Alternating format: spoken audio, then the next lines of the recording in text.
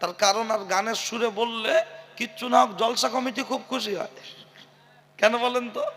ওদের মাথায় ইবলিস তো ভর করে থাকে যে শালা এরা জলসা না দে, ফাংশন না দে, সভা যখন দিচ্ছে এমন একটা হুজুর এরা দাওয়াত করুক সে যেন আমাদের সুন্নতটা পালন করে দেয়। সেই দেখেন না, জেন ধরে, আমার বউয়ের জেন ধরেছে আর বলছে এই থাকিস কোথায়, বলছে তাল গাছে। নাম কি? বলছে গৌতম। একদম দিব্যু পরে আছে বোরকা, নাম বলছে গৌতম। খাস কি? বলছে ড্রেনের পানি। কিন্তু দেখা যাচ্ছে তো আমার বউ আসলে হুজুরের ড্রেস দেখলে হবে না, অন্তত কমসে কম যেমন জেন ভর করেছে ওই রকম ইবলিস শয়তানও মানুষের ভিতরে ধোঁকা দেওয়ার জন্য আল্লাহর কাছ থেকে চেয়ে নিয়েছিল কবে? সেই যেদিন সকল ফারিস্তাকে সেজদা দিতে বলেছিলেন, নবী আদম আলাইহিস সালামকে সামনে রেখে নূরে মুহাম্মাদিকে সবাই সেজদা দিয়েছিল, দেয়নি ইবলিস। আল্লাহ বলেছিলেন আবা ওয়াস্তাকবার ওয়া কানা মিনাল কাফিরিন, দূর বেরো। বললাম চলে যাব, দাবি অনেক, তার মধ্যে একটা দাবি আমি যেন আদম সন্তানকে ঠিকমতো ধোঁকা দিতে পারি। আল্লাহ বলেছিল যা। সেই ধোঁকার সুযোগটা নিয়ে আজকে ধোঁকা দিচ্ছে আমাদেরকে, সে বিষয় আমার আল্লাহ প্রকাশ্য সচেতন করেছেন, সতর্ক করেছেন। সেই বিষয়ে আমাদের অবগত থাকার প্রয়োজন আছে না নাই? তাহলে সুতরাং মাথায় নিয়ে ভাববেন। চলুন এবার ভাই ও বাবাজি, আজকে দুটো তিনটে অন্য কথা বলবো, আগে বক্তব্যটার মধ্যেই বলবো। একটা কথা হলো, এই মেয়েরা যে টিপ কপালে দেয়, জীবনের প্রথম টিপ পড়েছিল কে? দেব, কোয়েল, পায়েল, প্রীতি জিনটা আমাদের বড় ভাবির পছন্দ কোনটা? মুসলমানদের জন্য টিপ পরা হয়েছে হারাম, তাই পড়ছে, তার জন্য আমাদের সমাজে হচ্ছে ব্যায়াম। এই টিপ পরা হলো বেশ্যাদের সিমটম, এই টিপ পরা হলো চরিত্রহীন দেহ ব্যবসায়ীদের সিমটম, তাই মুসলমান সমাজে ঢুকলো। দু নম্বর হলো ভিআইপি লোকেদের গাড়ির সামনে একটা নীল বাতি দেওয়ার আওয়াজ হয়, পি পা টো টা টো টা। কি ব্যাপার? বলছে আমার গায়ে এলেমেলে যাচ্ছে। বলে না, তার মানে রাস্তাটা ক্লিয়ার করো। এর উৎস কোথা থেকে? তার সাথে আর একটা হলো ওই সিআইডি তদন্ত, সিবিআই তদন্ত, এর সূচনা কোথা থেকে? ভোট যে আমরা দিচ্ছি এই প্রচলনটা ঘটিয়েছেন কে? প্রশ্ন হচ্ছে 5, আল্লাহ মাথায় দেবে জান্নাতি তাজ। গোটা ভারতবর্ষের ভোট হয়েছে, নরেন্দ্র মোদী ক্ষমতায় বসেছে। গোটা পশ্চিম বাংলার ভোট হয়েছে, মমতা ব্যানার্জি ক্ষমতায় বসেছে। কিন্তু গোটা বিশ্বের মুসলমানদের ভোটটা কবে? কেউ বলবেন কিয়ামতের দিন, আর কেউ বলবেন আপনার হাসরের মাঠ। না, উত্তরটা জানতে হলে একটু ধৈর্য সবরের সাথে বসতে হবে। চলুন, কি বলেছিলাম? কল্ব। এই কলবের 1 নম্বর রোগ কোনটা? হৃৎপিণ্ডের 1 নম্বর রোগ কোনটা? আমার আল্লাহর কোরআন বলছেন সেটা। আমার আল্লাহর কোরআন জানিয়ে দিয়েছেন ওয়াবিল ওয়ালিদাইনি ইহসানা, তোমরা তোমাদের বাপ মায়ের সাথে খবরদার কখনো খারাপ ব্যবহার করো না, করো না, করো না। কিন্তু দুঃখের সাথে বলতে হয় আজকে সমাজে কি সুন্দর বাড়ি করে পাঁচিলের মাথায় লিখে রেখেছে পিতা মাতার আশীর্বাদ। ওই বাড়িতে সব কিছু পাবেন, বুড়ো আর বুড়ি বাদ। আজকের যুগে, আজকের সন্ধিক্ষণে দাঁড়িয়ে এই গ্রামে জলসা হচ্ছে। এই যতগুলো বয়স্ক বাপ চাচারা বসে আছে, এই গ্রামে যাদের বাড়ি, সাইটে নিয়ে জিজ্ঞাসা করুন, বাপ মাকে নাস্তা দেয়নি, টিফিন দেয়নি, আপনার রুটি খেতে দেয়নি, গোশ পরোটা খেতে দেয়নি, অথচ শ্বশুর শাশুড়িকে এনে জম্মের খাওয়ানো খাওয়াচ্ছে। এরকম বাড়ি আছে না নাই? তবে কেউটালি নেই, সব জায়গায় আছে। ও ছেলেরা, ও নওজোয়ান যুবকেরা, শুনে রেখে দেন, জেনে রেখে দেন। অথচ লক্ষ্য করলে দেখতে পাওয়া যায় ও বাড়িতে শ্বশুর খাচ্ছে, শাশুড়ি খাচ্ছে, শালা খাচ্ছে, সুমন্দি খাচ্ছে, সবাই খাচ্ছে, কোনো আপত্তি হয় না। শুধু বাপ আর মাকে ভাত দেয় না, হাসি মুখে ভাত দেয় না, হাসি মুখে ভাত দেয় না। বাড়িতে হাঁস পুষলে ফেলে দেবে কেন? হাঁসের খাওয়ানো সেই ডাব্বা, যার নাম মালসা, ওতে দিয়ে যেমন গুলে দিচ্ছে, হাঁস একদম মশলা মুড়ি মনে করে খেয়ে নিচ্ছে। ওই রকম বুড়ো বুড়িকে কোন রকম দুটো দিচ্ছে, খুশির সাথে দেয় না।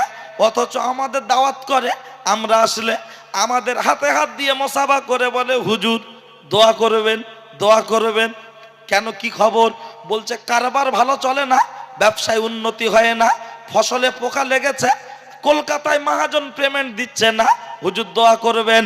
ওরে সাদ্দাম হোসেনের দোয়া তোর জন্য খোদার দরবারে পৌঁছাবে না, পৌঁছাবে না। বলবেন সাদ্দাম হোসেন তুমি ছোট হুজুর, তোমার দোয়া না পৌঁছাতে পারে, তোমার আব্বা আমজাদ হুজুর বিখ্যাত বক্তা ছিল, মারা গেল, ওই হুজুর বেঁচে থাকলে তার দোয়া হতো কবুল হতো, হবে না, হবে না। বলবে সাদ্দাম হোসেন তার থেকে বড় হুজুর নিয়ে আসবো। কত বড় হুজুর নিয়ে আসবেন? কাবা শরীফ থেকে যদি ইমাম সাহেব ভাড়াই করে নিয়ে এসে ও যদি বাড়িতে বসিয়ে কাঁদানো হয়, ওর জন্য নাজাত পেতে পারে না, শান্তি পেতে পারে না, বরঞ্চ ওর মাথায় বাজ পড়বে, বাজ পড়বে। পৃথিবীর কোন হুজুরের দোয়া কবুল হবে না, হবে না। বলবেন আপনি প্রমাণ দিতে পারবেন? প্রমাণ যদি না দিতে পারি, আছে একটা ছোট মতো গাড়ি, কেউটালি গ্রামে দিয়ে চলে যাব বাড়ি, কখনো করব না দেরি। বক্তারা বলে না, বললে আর দ্বিতীয়বার কমিটির লোক দাওয়াত করতে চাইবে না, আর যদিও দাওয়াত কিছু না বলে এবছরের নজরানা কম দেবে। তাই বক্তারা, বেশিরভাগ বক্তা উচিত কথাগুলো বলে না, বলে না।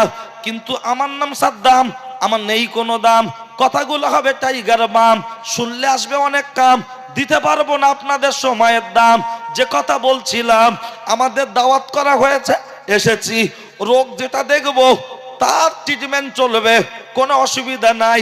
বলবেন প্রমাণ দেওয়ার জন্য প্রথম নম্বরে আমি আপনাকে বলে রাখি, আল্লাহর নবী সাল্লাল্লাহু আলাইহি ওয়াসাল্লাম দাঁড়িয়ে রয়েছে, একজন মহিলা এসে বললেন ইয়া রাসূলুল্লাহ, ইয়া হাবিবাল্লাহ, আমার স্বামীর জবান বন্ধ হয়ে গেছে, খুব কষ্ট অনুভব করছে, জানি না, মনে হয় সে বাঁচবে না, মারা যাবে। ইয়া রাসূলুল্লাহ, ইয়া হাবিবাল্লাহ, একটুখানি ব্যবস্থা করুন, কি করা যায়? আল্লাহর নবী বললেন, ও মহিলা, তোমার শ্বশুর শাশুড়ি কেউ কি জীবিত আছে? আল্লাহর নবীর সামনে দাঁড়িয়ে মহিলা বললেন, ইয়া রাসূলুল্লাহ, শ্বশুর জীবিত নাই, শাশুড়ি জীবিত আছে। আল্লাহর নবী বললেন, তোমার শাশুড়িকে ডেকে আনো। যখন ডেকে আনা হয়েছে, জিজ্ঞাসা করা হচ্ছে, ও বৃদ্ধা জননী, তোমার বাচ্চার আচার আচরণ ছিল কেমন? মা জননী বলছেন, ইয়া রাসূলুল্লাহ, গ্রামে 10 জন দানশীল ব্যক্তির মধ্যে আমার ছেলে হলো একজন। আল্লাহর নবী বলছেন, ও কথা জিজ্ঞাসা করিনি, তুমি মা, গর্ভধারিণী মা, তোমার সাথে কেমন আচরণ করতো গো? দয়ার নবীর সামনে দাঁড়িয়ে মা ডুগরে কেঁদে বলছে, ইয়া রাসূলুল্লাহ, আমার সাথে বড্ড খারাপ ব্যবহার করত, জঘন্য ব্যবহার করত, আমাকে সহ্য করত না, আমার কোনো কথাও সইত না। আল্লাহর নবী বললেন, ও বাবা আলী, জলদি করে যাও না চলি, কিছু শুষ্ক কাঠ নিয়ে এসো। যখন কাঠ আনার কথা বলেছে, মা জননী বলছেন, ইয়া রাসূলুল্লাহ, ইয়া হাবিবাল্লাহ, শুষ্ক কাঠ নিয়ে কি করবেন? বলছে কাঠগুলোকে জ্বলন্ত আগুন দাউ দাউ করে জ্বলবে, আর তোমার বাচ্চাকে ওই আগুনে নিক্ষেপ করা হবে। আল্লাহর নবী বললেন, আল্লাহর নবীর কাছ থেকে শুনে মা জননী ডুগরে কেঁদে উঠে বলছেন, ইয়া রাসূলুল্লাহ, ইয়া হাবিবাল্লাহ, আমার বাচ্চা আমাকে যতই কষ্ট দিক, কিন্তু আমার বাচ্চাকে আমি আগুনে নিক্ষেপ করতে দিতে চাই না। একবার জোরে বলুন সুবহানাল্লাহ।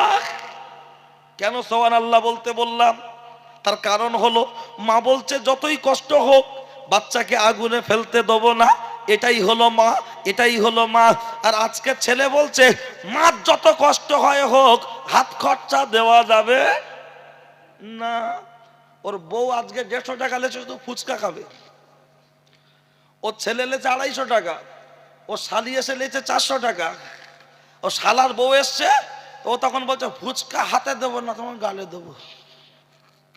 তাহলে শালি পেলো হাত খরচা, বউ পেলো হাত খরচা, বাচ্চা পেলো হাত খরচা, অথচ নিজের গর্ভধারিণী মা, তার কাছেও দুটো বাচ্চা গিয়ে বলবে, ও নানি টাকা দাও, ও না টাকা দাও। তাহলে বাপ মায়ের হাতেও হাত খরচা দেওয়ার প্রয়োজন আছে না নাই?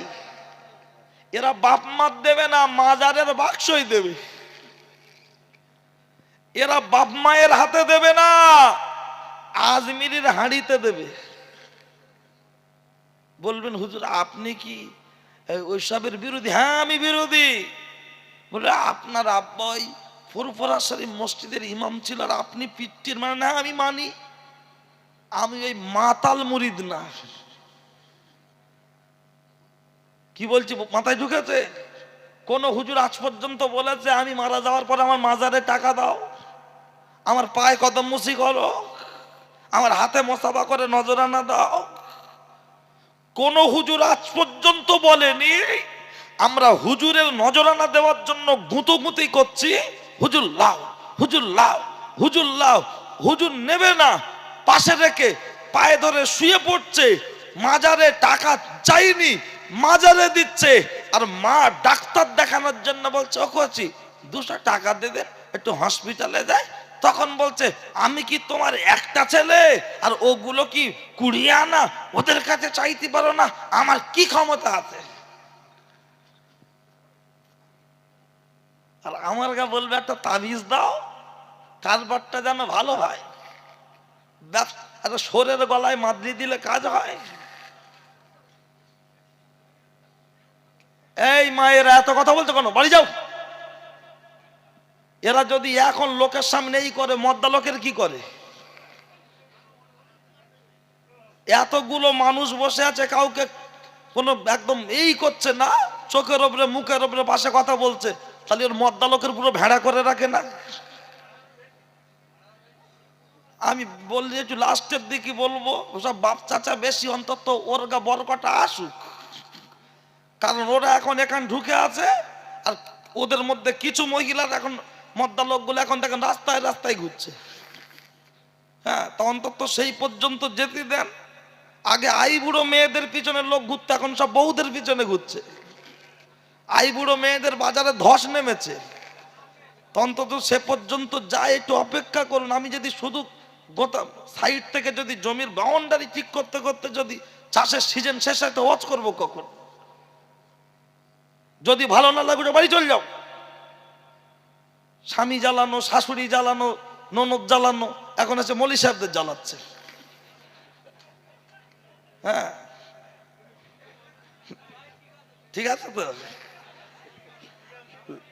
লাঠির ঢেকি চড়ে ওঠে। আরে নারী জাত, এর যদি কেউ একবার মেরেছে, খালি বলে মেরে দেখো।